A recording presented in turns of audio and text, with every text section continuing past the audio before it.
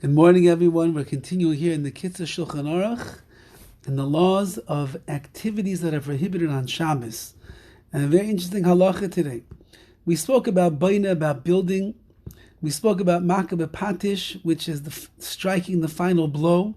We spoke about seiser, which is dismantling or breaking apart a utensil, a piece of furniture, something like that. Now, what if you have some kind of object or furniture, utensil, that normally is taken apart and put back together again? Is that going to be considered destroying, demolishing when you take it apart, and baina when you build it? Or since that's the way in which this kli, this vessel, or this piece of furniture is used, therefore there should be no prohibition of building or dismantling. So he says like this: Kelim shem shel prakim techuvim zeh b'zeh. If you have utensils that are made up of assembled parts, which are inserted one into the other. Okay, that's how it works. You put it together in pieces. V'nifredu, and the parts were separated.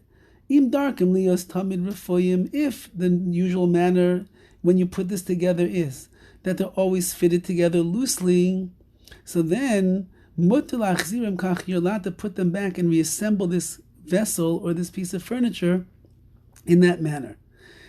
However, avalim darkam liyos mudakim.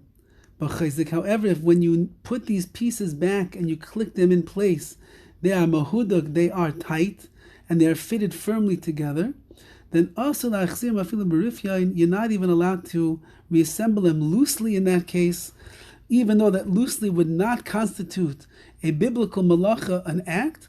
However, the Chachamim, the sages, came along and said, you're not going to be allowed to do it loosely because we're afraid that eventually someone's going to come to tighten the parts the way that they normally are, and you're going to cause them to end up sinning. And therefore, as long as this thing is made normally in a tight fashion, a firm-fitting fashion, you would not be allowed to assemble it or reassemble it on Shabbos. So too, if the parts normally are attached together with screws or nails, since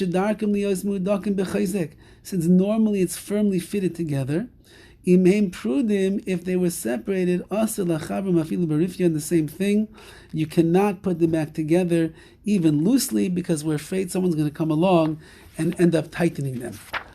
And then he writes, when it comes to the cover of containers that screw on, a bottle cap, a lid, something of that nature, you're allowed to remove them as well as attach them, because they're not made to remain attached. They're made they're made to be open and closed constantly, and therefore there's not going to be an issue over there.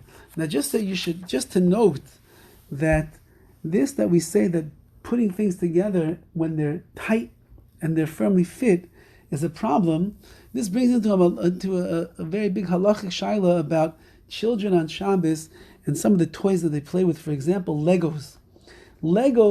The small pieces of Legos, they are meant to fit in tight. So you're really doing this act of building over here when you take little Legos and you build them in tight. The larger Legos are not as tight, they're looser, and therefore the halachic authorities want to discern. When it comes to the larger Legos, we're going to say that there's not such an issue over there because anyway it's not so tight. But the little ones where you put one piece into another and it has to be in that tight fitting way, so there are many that would hold that a person should be very careful when their kids get to a certain age of letting them play with the Legos, because it could be that it's the Isser, the prohibition of baina, of building, and then if you take it apart, it's a prohibition of seiser, of dismantling and destroying as well. Have a wonderful day and a good Chodesh.